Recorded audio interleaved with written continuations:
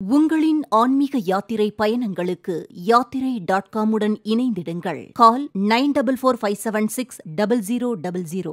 அறிந்த தலங்கள், அறியாத தகவல்கள். அடியார்களை இறைவன் கடுமையாக சோதிப்பது ஏன்? யாருக்கு இறைவனின் திருக்காட்சி கிடைக்கும்? சிவபெருமானை மருமகனாக பெற்ற புண்ணிய தம்பதிகள் யார் என அறிவீர்களா?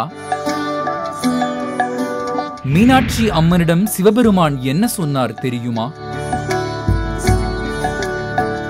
மீனாட்சி அம்மனுக்கு எந்த வயதில் பட்டாபிஷேகம் செய்யப்பட்டது? சிவபெருமானோடு போரிடச் சென்ற மீனாட்சிக்கு நடந்தது என்ன? மீனாட்சி திருக்கல்யாணம் உண்மையில் எப்போது நடந்தது தெரியுமா? இப்படி பலவிதமான கேள்விகளுக்கு விரிவாக பதிலளிக்கிறது அறிந்த தலங்கள், அறியாத தகவல்கள். வாருங்கள், அற்புதம் காண்போம்.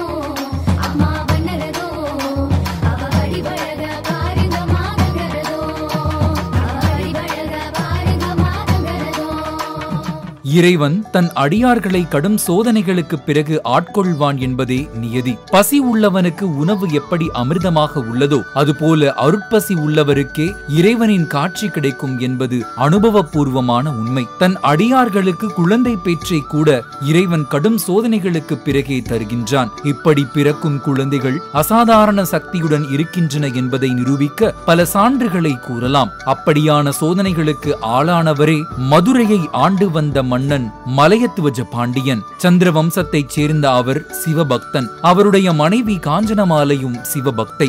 நாடாளும் மகாராஜா மகாராணிக்கு ஒரே ஒரு குறை என்றால் அது குழந்தை பேறு இல்லாத குறை. பல யாகங்களும் தவங்களும் செய்த மலையத்துவஜன் 99 யாகங்கள் முடிந்துவிட 100வது யாகம் முடித்து விட்டால் இந்திர பதவி கிடைத்துவிடும் என்பதால் தேவலோக தலைவன் இந்திரன் தனக்கு ஆபத்து உண்டாகிவிடுமோ என்று நினைத்து குரு பிரகஸ்பதியை மலையத்துவஜனிடம் அனுப்பி வைத்தார். பிரகஸ்பதி புத்திரகாமேஸ்வரி யாகம் செய்யுமாறு மன்னன் மலையத்துவஜனிடம் கூற அதன்படி அவனது மனைவி காஞ்சனமாலை முதலில் யாகம் தொடங்க அவளது கடும் தவம் தேவி பராசக்தி அம்பிகையை வரவழைத்து விட்டது. உனக்கு என்ன வரம் வேண்டும் என்று தேவி கேட்க, தாயே, தங்களுக்கு தெரியாததல்ல, எந்த குறையும் இல்லை, பிள்ளை பேறு இல்லாததை தவிர. இக்குறை என்னையும் என் கணவரையும் வாட்டுகின்றது.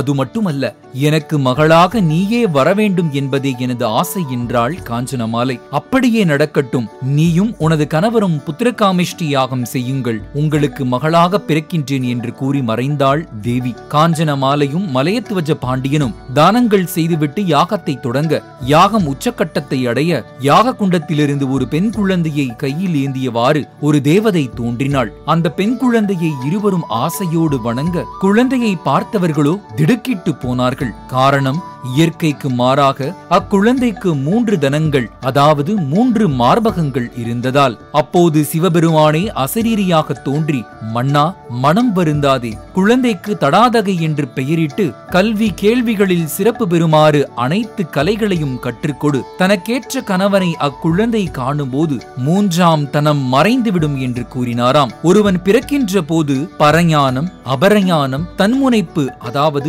ஆணவம் என்னும் 3 தனங்களோடு பிறக்கின்றான். தடாதகைக்கு இறைவனை பார்த்தவுடன் 3வது தனம் மறைந்ததை போல இறைவனை நினைப்பதால் ஆணவம் என்னும் 3வது தனம் மறையும் என்பதே இதன் தத்துவம். மகிழ்ந்த மன்னரும் அவரின் மனைவியும் குழந்தைக்கு தடாதகை என பெயரிட்டு அன்போடு வளர்த்து வர தடாதகை கல்வி கேள்வி போர்க்கலைகளிலும் திறமை பெற்று விளங்கினாள். மலையத்துவஜன் தேவிக்கு 12 வயது ஆன போதே பட்டாபிஷேகம் செய்து ராஜ்யத்தை ஒப்படைத்து விட்டான். இதன் நினைவாக மதுரை மீனாட்சி பட்டாபிஷேகம் நிகழ்ச்சி விமரிசையாக கொண்டாடப்படுகிறது.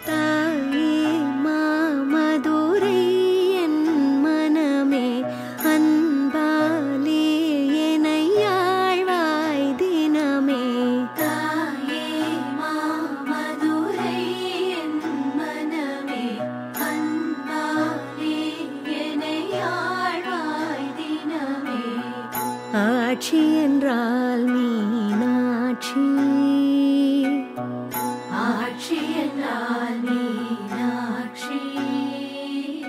சிறிது நாட்களிலேயே மன்னர் இறந்துவிட அவரது மந்திரியாக இருந்த சுமதி என்பவர் தடாதகைக்கு அரசாட்சியில் உதவியாக இருந்து வந்தாள். தடாதகையின் கண்கள் கயல் மீன் போன்று காதளவு நீளமாக அழகுற அமைந்திருந்ததாலும் அவருடைய ஆட்சியில் குறைகள் இல்லாததாலும் மீனாட்சி என்று குடிமக்களால் அன்பாக அழைக்கப்பட்டாள். மீனாட்சி ஒருநாள் அமைச்சர் சுமதியிடம் நிலவரம் எப்படி உள்ளது என்று கேட்க, அரசியாரே, முன்பெல்லாம் தங்கள் தந்தையார் திக்விஜயம் செய்வார், இனிமேல் அதனை தாங்களும் செய்ய வேண்டும், அப்போதுதான் சரியான நிலவரத்தை தங்களால் கணிக்க முடியும் என்று கூறினார். மீனாட்சி இதற்கு ஒப்புக்கொண்டாள். திக்விஜயம் ஏற்பாடு செய்ய இன்னொரு காரணம், மீனாட்சி தெய்வீக ஆண்மகனை சந்திக்கும் போதுதான் அவளது மூன்றாவது தனம் மறையும், அவனே அவளது கணவன் என்பதை அமைச்சர் தெரிந்து வைத்திருந்தார். திக்விஜயத்தில் மன்னர்கள் அனைவரையும் வெற்றி கொண்ட மீனாட்சிக்கு தனது கணவன் யார் என்பதற்கு பூலோகத்தில் விடை கிடைக்கவில்லை. யோசித்த அமைச்சர், மீனாட்சி தேவலோகத்தையும் வெற்றி கொண்டால் ஒருவேளை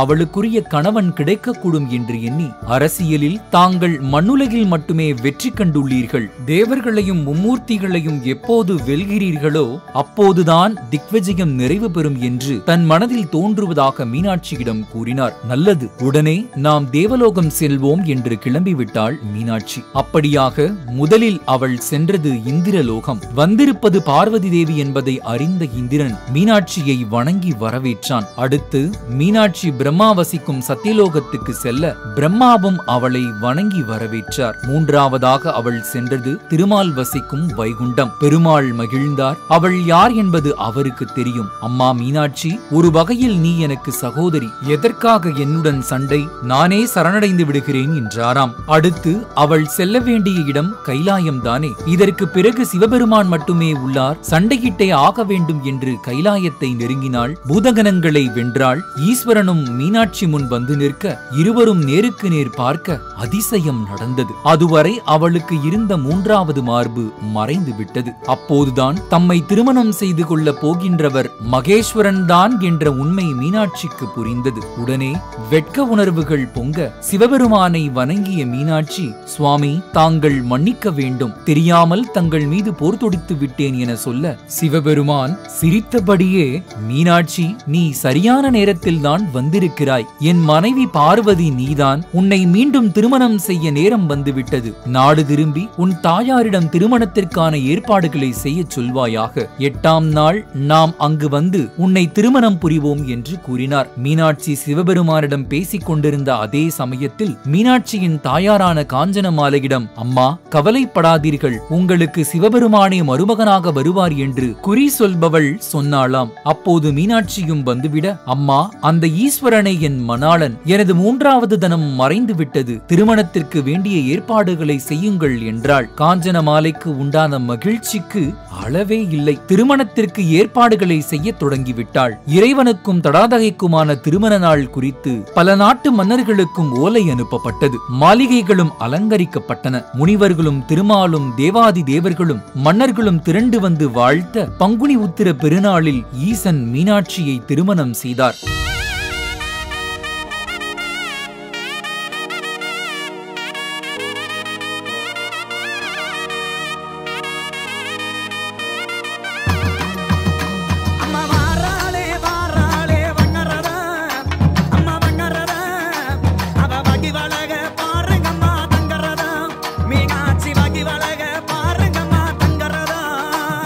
சோமசுந்தர பாண்டியன் என்கின்ற பெயருடன் மதுரையை ஆண்டு வந்தார். அதன் பின் முருகனின் அவதாரமாக வந்து தோன்றிய உக்கிரகுமார பாண்டியனுக்கு முடிசூட்டிவிட்டு மீனாட்சி சுந்தரேஸ்வரராக இறைவனுள் கலந்தாள் என்பது மீனாட்சி திருக்கல்யாண வரலாறு. இதே மதுரையில் சிவபெருமான் விறகு விற்றது, வளையல் விற்றது, நாரைக்கு முக்தி அளித்தது, நரியை பரியாக்கியது, பரியை நரியாக்கியது, பிட்டுக்கு மண் சுமந்தது என எத்தனையோ பல திருவிளையாடல்களை செய்தார். 64 திருவிளையாடல்களை ஈசன் புரிந்த இந்த அருள் பூமியில் மீனாட்சியம்மன் திருமணமும் அவர் நடத்திய திருவிளையாடலே. காலப்போக்கில் திருமலை நாயக்க மன்னர் மக்களின் விவசாய தொழில், சைவ வைணவ ஒற்றுமை என பல நலன்களை கருதி இவ்விழாவை சித்திரை திருவிழாவாக மாற்றினார் என்று வரலாற்று குறிப்புகள் சொல்கின்றன.